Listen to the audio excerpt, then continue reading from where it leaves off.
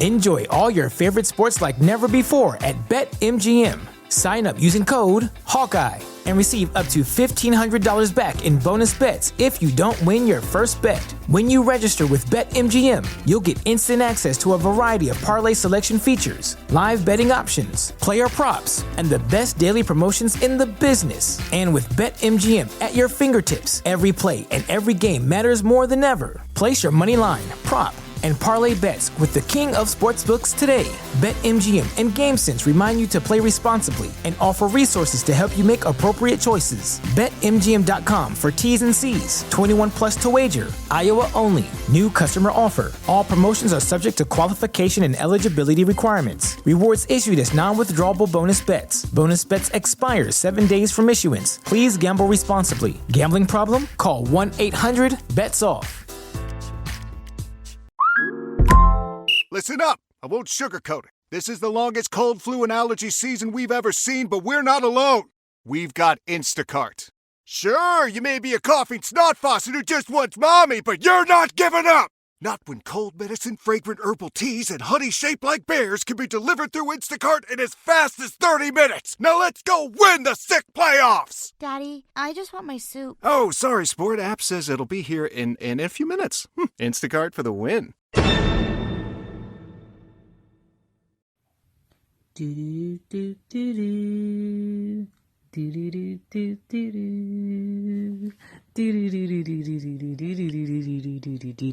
do do do. What up? Welcome back to Cozy Womb. It's cozy because the kids love me. They never wanna leave me. Thank you for tuning in. Welcome new listeners. Welcome back to my old skis. Let's see. Tonight.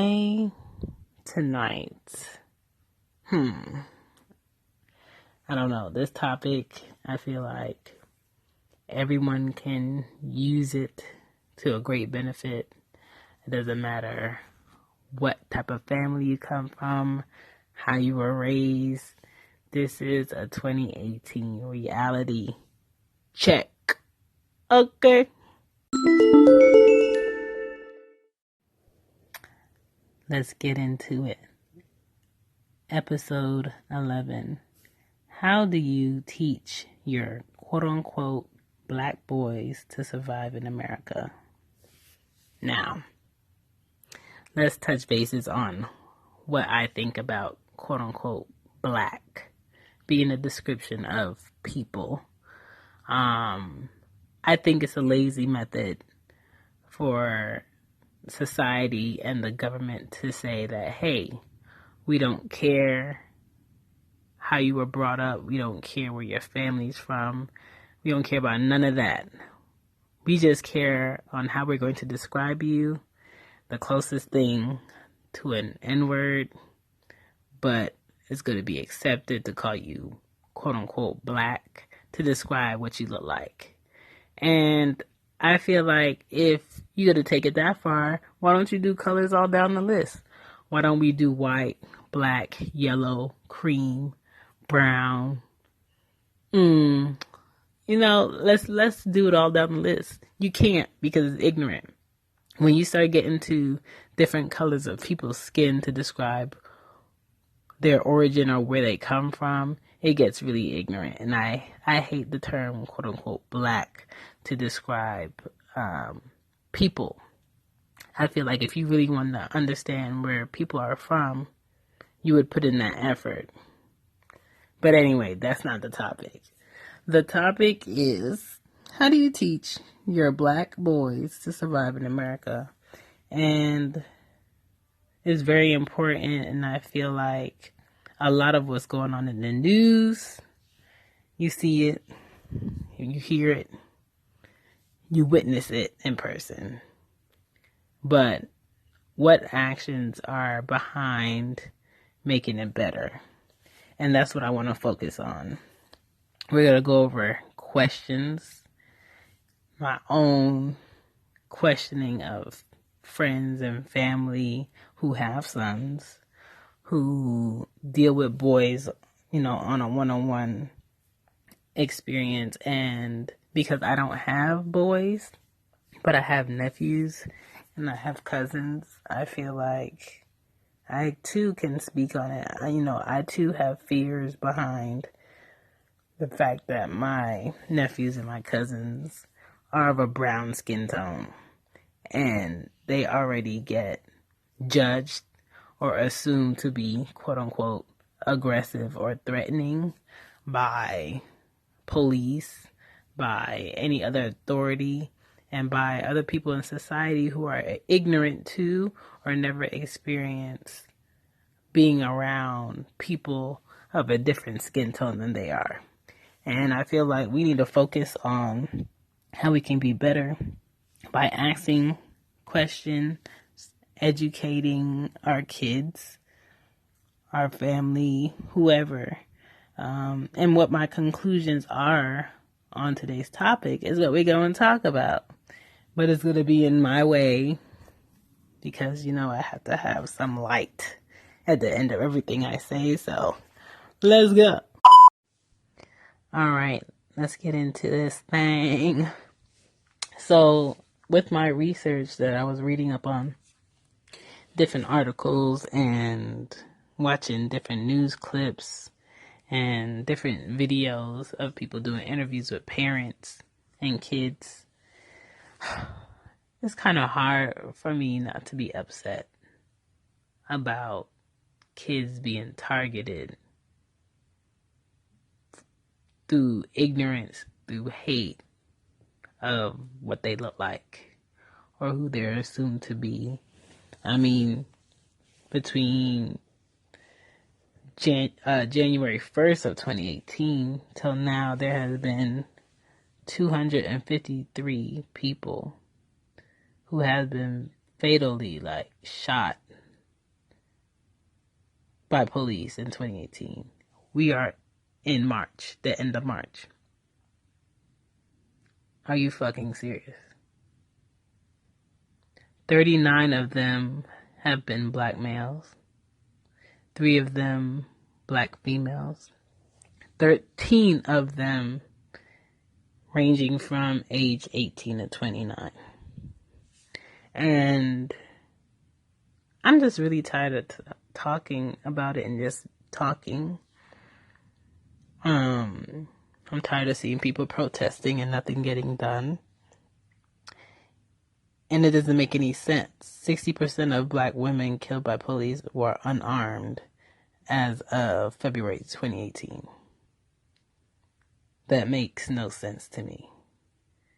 Just recently, Stephon Clark was in the backyard of his grandmother's house because he didn't remember his key. And he only had a cell phone, and police officers pulled up and shot this man 20 times on the assumption that he had a gun. Now let's think. Excuse me. Let's think. How many times do you hit something 20 times before you see that you're doing it wrong? Something. We're not even talking about a person. And then you're backed by the government to protect the citizens that live where you reside, where you work. And you take it upon yourself to assume what someone has. And I bet you it's from a distance. Assume what someone has to shoot someone 20 times. And this is what I want to do. I want to go through having a mother's brain and trying to fathom someone shooting my child 20 times. All right? We got to count it out. Boom, boom, boom, boom, boom, boom, boom, boom, boom, boom, boom, boom, boom, boom, boom, boom, boom, boom, boom, boom. how can anybody say that's not murder? I don't care if you work for the government. I don't care if you're the police. And I don't care what the fuck you're assuming. You murdered someone's child who will never have the opportunity to know what type of man he could have become in life. His parents won't know. His family won't know. We won't know. And that's one of many. If I was a citizen and I took it upon myself to assume that someone outside of my house had a gun and they were pulling out their cell phone because they were lost, am I in the right to shoot them 20 times?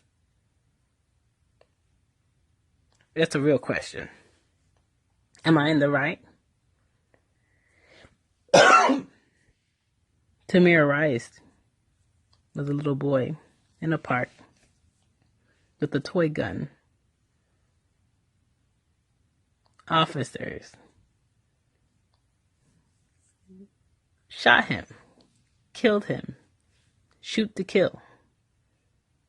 And you see it. You see videos of any other race of people fighting back, struggling with police officers. And their first force of action is not to kill. It's to go ahead and let's chill out the situation.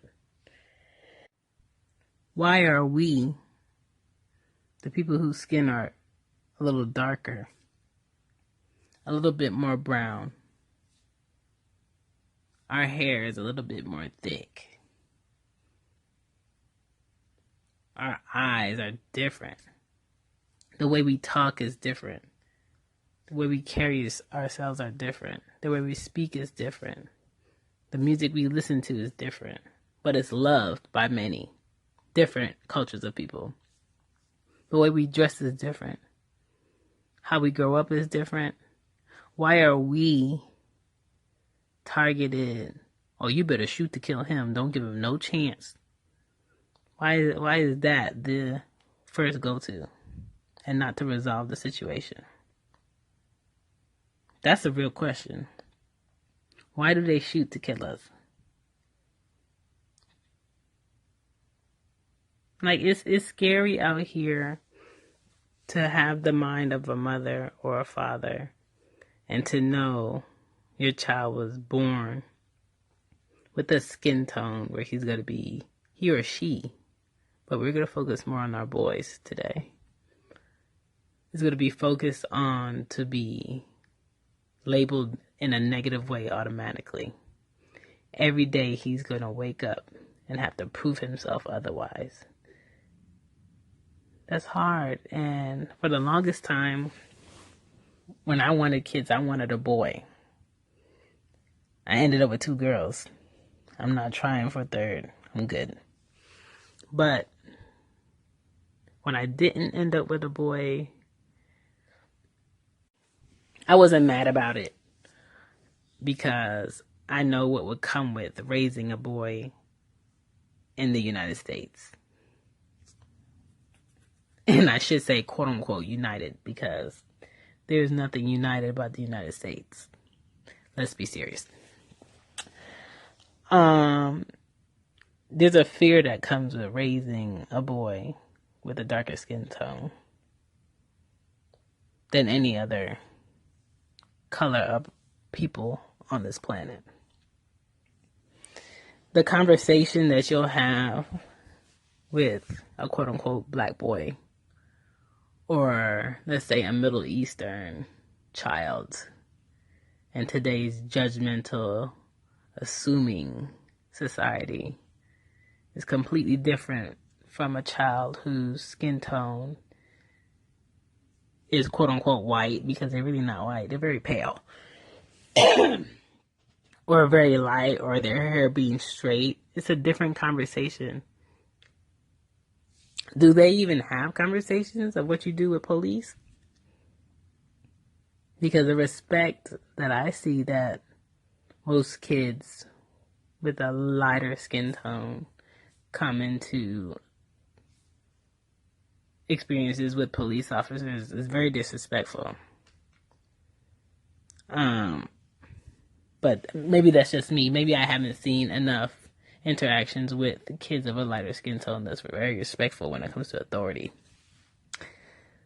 But we have to focus on what conversation we should be having with our kids in order to protect them from situations that may happen. For instance, what should we teach them to survive when dealing with police? Number 1, be polite and respectful when stopped. Because at the end of the day, as parents, as people who love you, we want you alive and home, regardless of what happens. And not every person that's an authority figure or in a uniform is perfect. Everybody has their wrongs, and maybe that police officer is treating you wrong, but at that time, the best thing that you can do is to make it out of that situation and make it to your destination so you can talk about it and explain yourself. Number 2, any uncomfortableness, tell a parent and make a complaint at your local police department. But you have to be able to make that complaint. Meaning, again, you have to make it out of that situation. So you have to be smart about it. Number 3, do not argue. And that goes in anything. If you are having a disagreement with someone on the street and they're irate, you do not know what they are capable of. You do not know them. If you are having a disagreement with somebody in school, fine. Do not argue. Do not escalate the situation. You could agree for the sake of agreeing. I had to learn that in adult life. I agree with people who are wrong for the sake of agreeing so they can get out my face. Because I have nothing to prove to you when I'm in the right. Some people know that they're wrong so much that they defend their wrongs even more because they know that you see that they're wrong and they notice that they're wrong for the sake of feeling that they're in the right. Number 4, anything you say or do can be used against you in court. Once a police officer arrests you, don't say nothing until your parents show up or your lawyer. Period. You can get into their car. You could bend your head. You can spread your feet apart. Don't even empty your pockets. Don't go in your pockets. Let them do it. But do not talk to them. Do not explain yourself to them. 1-word answers. That's it. And just go to the police station. Because they're already going to be super aggressive. Assuming that you are the aggressive one. Assuming that you are in the wrong already and they don't know what's going on. So there is a certain mind frame you have to get into as a brown male in America when faced with police officers and authority, just so you could survive through the shit. Because it doesn't matter here in America whether you're on videotape, whether there's 100 people outside seeing it. They do not care. They will murder you in front of any and everyone and say they were in the right and make you look like the worst person on earth. So do what you need to do. If you're a son, if you're a brother, if you're a sister, if you're a cousin, if you're a nephew, do what you need to do to make it to your family at the end of the day when dealing with police. Number 5, keep your hands where they can always see and ask before you do something when dealing with authority and police. Like Simon Says, I know it's an old school game and you kids today do not play outside. And y'all are missing it. Y'all are going to regret it when y'all in your 30s, 40s, 50s. Turn off those electronics. get out the house and go outside. Like Simon says, I'm telling you, don't do anything until you get the okay and you ask first. Don't move your hands fast or whatever until they tell you. Number 6, avoid any physical contact. No hands in your pockets and no bags. Anything you have on you, just drop it. Just put it on the floor. And number 7, you never run. I know at first, if this is your first interaction with police and you know in your mind what happens, you feel like you need to run or you need to get away. Do not run. They'll shoot you in the back if they had to. Don't run. Number 8, ask for a lawyer if you're arrested. Period. Don't let them bully you into feeling like you can't have that. That's your right. Know your rights. Number 9, be mindful of what you say, no matter how wrong they are. Just know we need you home. And we need you to state your side. And everybody, including your parents, yourself, if you on a smartphone, Android or iPhone, for you bougie people out there, I don't know what y'all got. Look up your human rights in your state when dealing with police. All the knowledge is here. Most places have Wi-Fi. Review it on your own time with your family and have that be the discussion. Stop talking about the crap that's on TV that's not going to help you progress in life. Stop talking about games. Stop talking about things you don't need. And talk about what's important, which is knowing your human rights in every state you live in or you go to when dealing with authority. You have to. There's a website called www.flexyourrights.org, and it tells you what to do at a traffic stop, what to do if police are at your door, general questions, and it gives you like myths of what you think your right is and what your right isn't when it comes to authority and police. So look it up on your own time. Is www.flexyourrights.org. We should be teaching independence to our kids, letting them know that they should walk this earth with confidence because they are beautiful, and our black boys and girls are beautiful. But we are targeted because of that also. So it's kind of like a pro and a con, but we can survive through it.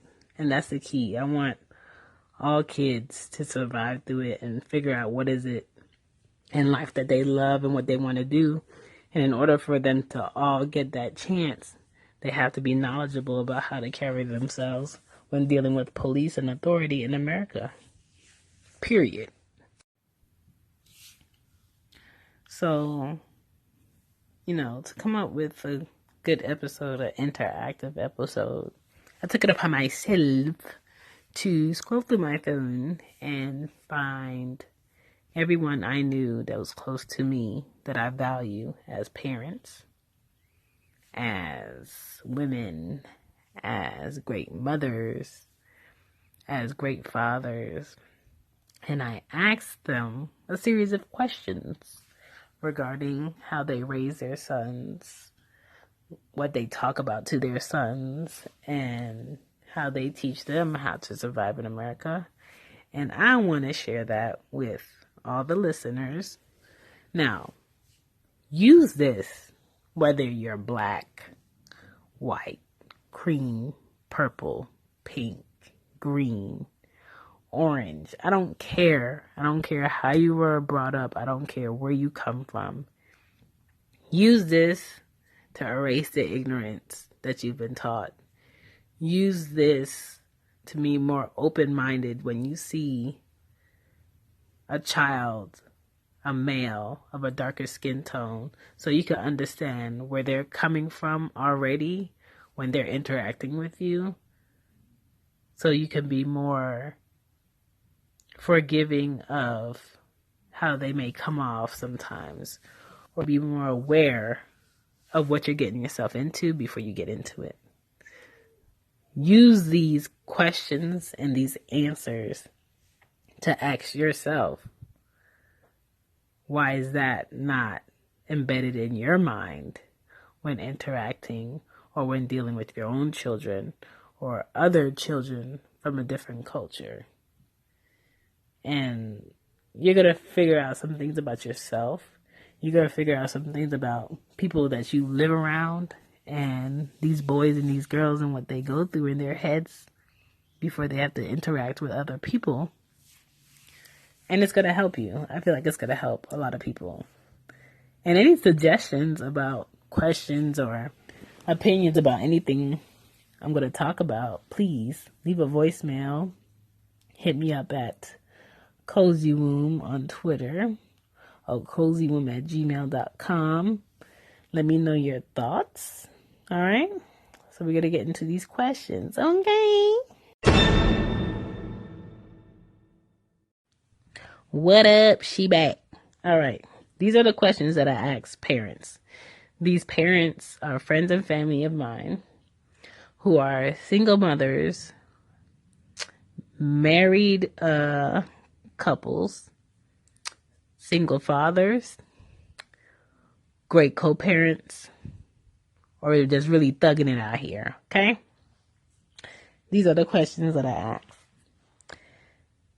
How do you teach your children your boys primarily, how to carry themselves when interacting with police?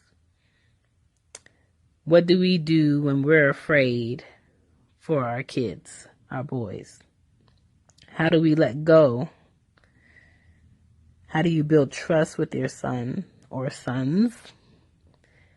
As mothers and fathers, what is it that you think we can do to help our sons? And what do you believe it'll actually take to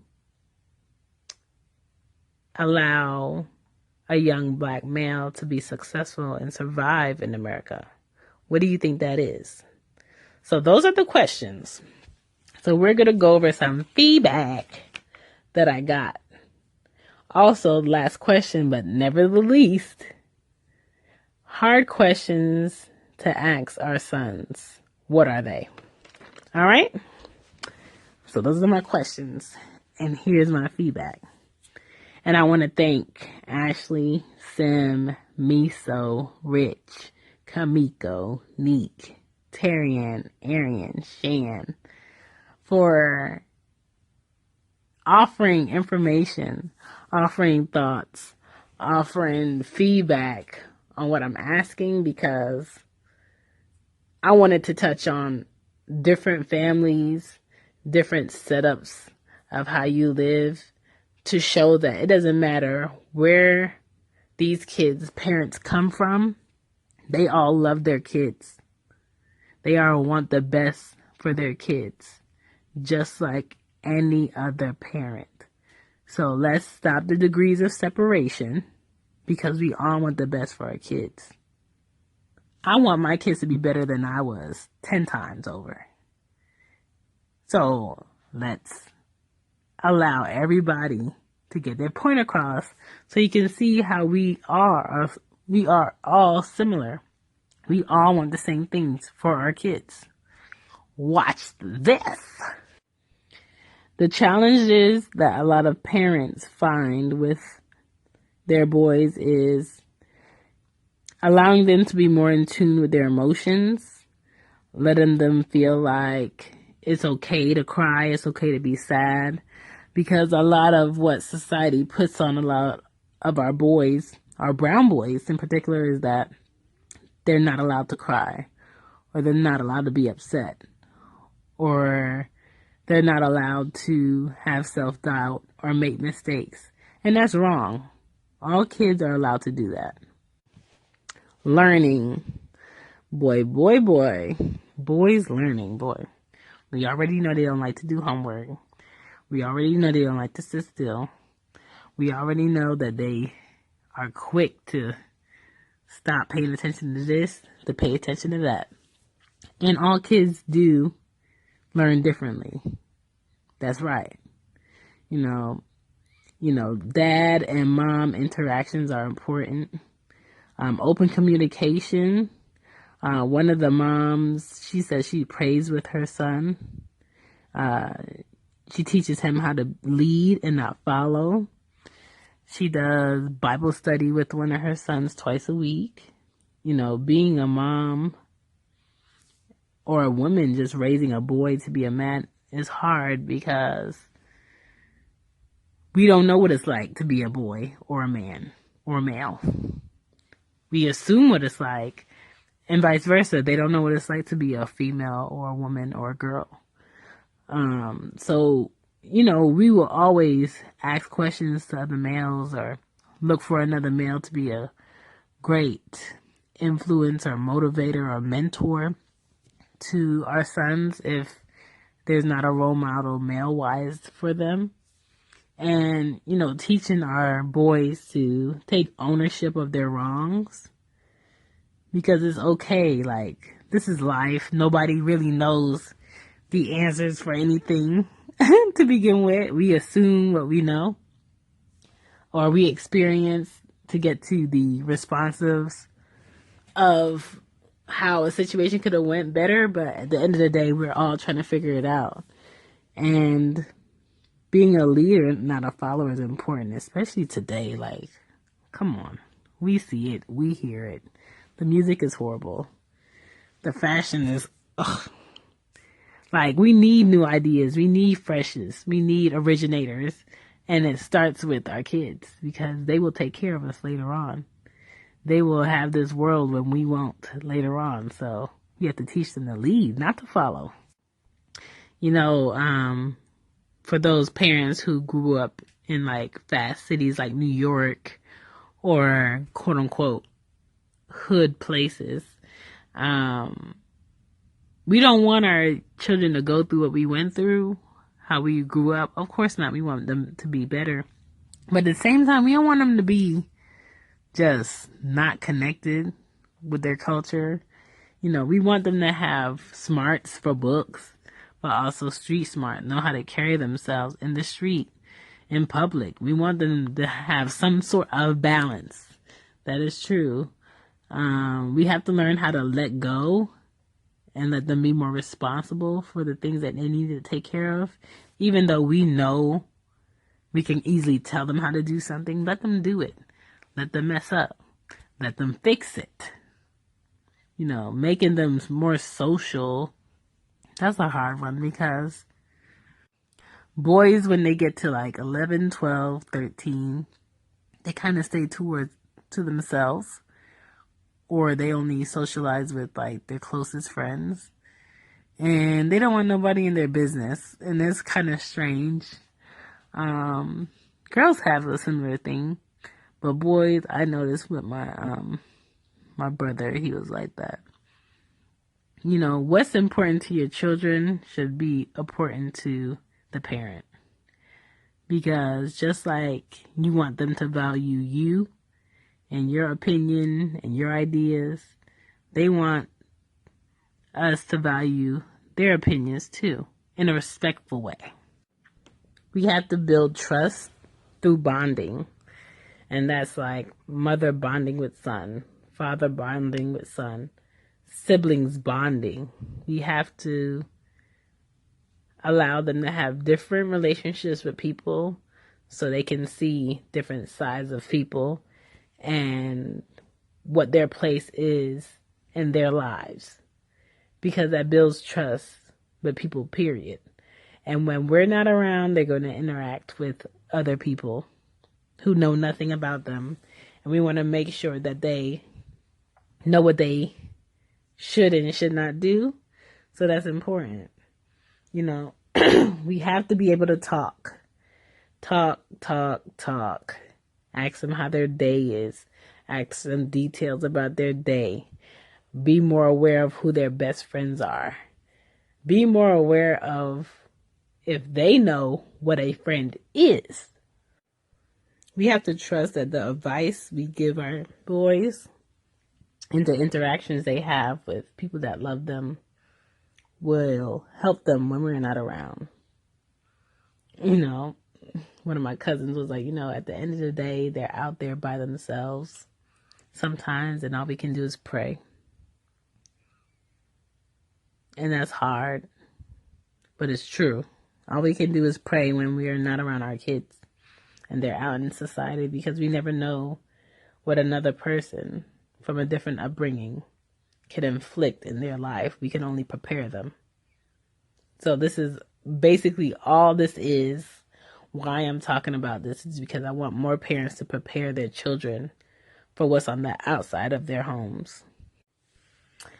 What are we afraid of our boys being? Now this, I told my brother, to my nephews, I told my brother, that's one of my fears with them, is them not knowing how to carry themselves in a certain situation and being assumed to be something that they're not, and being killed because someone is afraid or not comfortable being around someone of a different culture or a different upbringing, and just aim and to kill. Not, let me put my gun down and understand what this person is going through, what's happening at the situation, just attack. And that's one of my fears with my nephews, my cousins. It's hard. It's kind of like parents of brown kids live with their heart in their throat. And that's not fair. That's not fair that other people can raise their children and not have these type of discussions with them about how they carry themselves and what they think about themselves, and why their skin color is first and not their value and their brain and what they want to give to the world. It's their skin color first, and it's not fair. But life isn't fair. And like I said, all we got to do is prepare these boys. So, a lot of parents were afraid of their kids being targeted while walking home from school, or, targeted by a police officer just wanting to pick on them. Some moms can't let go. Some moms are scared that their child might be mistreated or misunderstood. And we have to really seek help when we feel like we need help. A lot of people don't do it, but when you feel like you need help or an extra hand while raising your sons, and you feel like it needs to come from a male perspective, have those mentors or those men around that can do that can help you out. That's what great friends are. That's what good family is. There are too many pointless aim to kill situations where if it wasn't anyone in uniform, will be classified as murder. I feel that in my heart. I know that in my brain because I have common sense. It's logic. And if it was one of their kids, their parents will be fighting tooth and nail on getting some form of justice for that person to lose their job, to never want to leave their house again because of the actions and the thought they had on killing that child. I was in the right because I thought they had. Or it looked like they was about to run me over with a car. Or it seemed like he was going to lunge at me. Like, these are assumptions. They are killing people's kids over assumptions. So that's something really to be afraid of. Like, now it doesn't matter. Like, you send your kids to school, you don't know if they're going to come back. Think about it. Saturday, Sunday, your child is probably home. But Monday through Friday, your child is at school until they're 18. Sometimes age 2 to 18. because we have to work to provide. We can't be around our kids all the time. Some people do homeschool. And in 2018, I don't blame them. I wish I had some form of income coming in where I could just be at home and homeschool my kids. But that's not everyone's reality. And those who can, that's the fortunate. Those people are the fortunate. Okay? You know, your kids might think you're annoying, Mom, or stop asking me that. Your kids are always going to question you on why you're questioning them. And that's cool. Whatever. But just know I'm questioning you out of love. Or I'm questioning you because I want you to be more open with me. You know, what's the most important thing you can do is allow them to know you're ready to listen. Allow your kids to know that you're open to listening and that you're ready to listen. You know, fathers are great role models to boys and girls. And, you know, at the end of the day, I feel like it takes more than just the parents, because sometimes your kids might not listen to the father, may not listen to the mother, but if it's coming from a sister or an aunt or an uncle or a cousin, they're going to get it like that. And you probably sitting there like, I said that, or I told him that, or I showed him that. But sometimes it depends on who it's coming from. You know, decisions must be made, good or bad. And you kind of have to trust the values that you gave your children, your boys, that they understand them and they execute problems that they may have in their life through those values that you gave them. And expose your kids to everything. Love, support, guidance, everything. Sometimes you have to watch them go through a problem just so you can see them at the end of that problem, that we're at the solution mark. Let them go through that problem. Take them out of their atmosphere. Take them on vacation. Take them on an adventure. Don't tell them where you're going. Just go. Because ignorance comes to those who stay in an environment that they know too much, too long. You have to expose yourself to other things. Education, no matter what. You do not have to go to college. You do not have to be in a particular school. You do not have to have a certain professor or a teacher in order to get great knowledge. Knowledge is everywhere. Talk to people more. Get information from people more. Google. Stop going on Facebook and sitting there liking pictures. Stop going on IG liking pictures. Stop making Snapchats or watching other people's Snapchats. Stop watching other people live their lives and live yours. Make sure your kids are productive. For weeks now, I've been watching my nephews play video games every time I go to my brother's house. And my nephew just texted me tonight. I've been trying to have him get out the house and go look for a job. He's 18. And I feel like he's too comfortable being at home. He needs to get out the house so he can be more independent. And I said, yo, Ja, is there anything you need me to do? If you need me to help you look for work, let me know.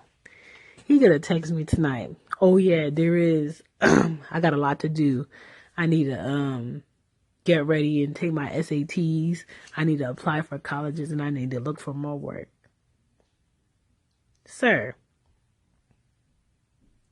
almost every time I'm at the house, you are on the video game.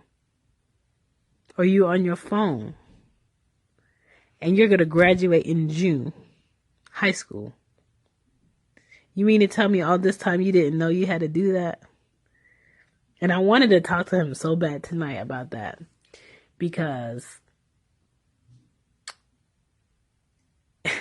he should have already did this. But he was doing homework, so I told him I'll talk to him tomorrow since I'm off. So I just let him slide. But tomorrow, I'm going in. And I'm not going in on him because I don't like him. Or I'm going in on him because I need a drill team. I'm going in on him because I love him and I want him to be able to be great out here. And you cannot be great out here as a brown, black, whatever color you are, man, if you don't prepare. And the fact that this is March and you graduate in June and you feel like you need to hurry up and do these things tells me you've been slacking. And I'm mad. I'm mad that there's 2 parents in the household and he's living in that household and he's been slacking. But we gonna fix it tomorrow. But that love, that type of love is what they need. And we gotta give it to them.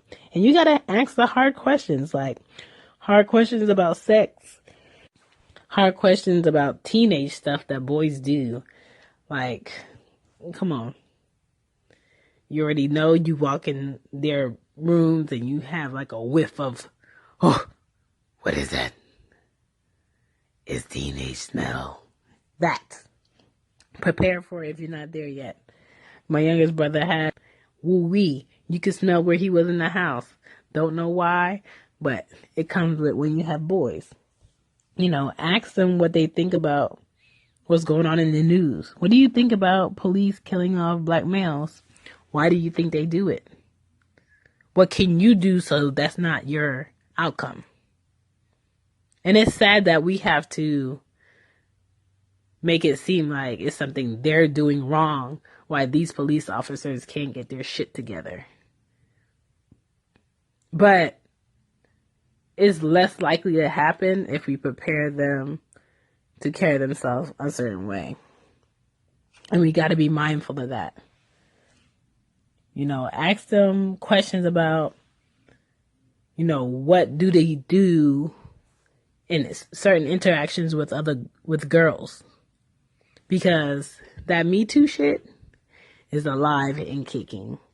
And I don't want none of my nephews or my cousins getting caught up in a girl feeling like everything was cool at one moment, and then 2 weeks later or the next day crying out that they did something to her in a negative way that really didn't go that way. They really need to know how to carry themselves. Their law enforcement interaction, ask them what they know about that. Educate them on the importance of being a gentleman. What is a gentleman? Make sure that they feel responsible for things that happen to them. Hold them accountable. That's how you make your child strong and you build confidence. And make sure you're allowing them to be in situations where they build some form of compassion. Take them out to go volunteer somewhere. Be ready for their questions, because they're going to ask you questions. Because what kids do to learn, they compare and contrast. Anything you ask them, they probably turn around and ask you. And the only thing that we can do as parents, as mothers, and as fathers is to prepare for it. Just prepare for it. Prepare on being better, because your kids, I believe, they make us better as parents out here through trial and error. And I love being a mom. Ari's dad loves being a father. My brother loves being a father. Lots of moms, friends, whatever, they love being mothers. But there's a good way to do it, and there's a not so smart way to do it. And we are all learning, but we can all learn together is my point. And please, let your boys know that mistakes are things that happen that you did not know or you didn't have knowledge of. Trying is after you know something you're doing was the wrong way, you know a better way of doing it, and you try to attempt that better way. And it doesn't happen the first time. Not the second, not the third, and not the fifth. Those are not mistakes. That is either your son not trying, not wanting to, or just being defiant and going against the grain. And we have to be able to call our sons out when they want to go against the grain, when they know better, and help them figure out what standards are. What are the standards they should have for the woman that they choose to deal with? What standards should they look for in the friends that they have? What standards should they look for in how they leave the house in the morning? Why is your hair not combed? Where's your belt? Why is your shirt wrinkly and there's an iron board and an iron in here? Stuff like that. Why are you leaving the house with a stain on your shirt? Stuff like that. Those are standards that we have to build with our boys while they're young, so when they turn into men, they got it down. They got it down. And I hope right now, somewhere on this planet, there is a parent or parents raising a boy to be a man that's going to love my daughters. Treat them with respect. Honor them. Respect himself. Have some core values. Have some life skills. Can do it himself and doesn't need somebody to help him do it, but would like somebody to help him do it. We need to be more aware of shit like this. And I'm not saying like all police officers are negative. I'm not saying that. But I'm saying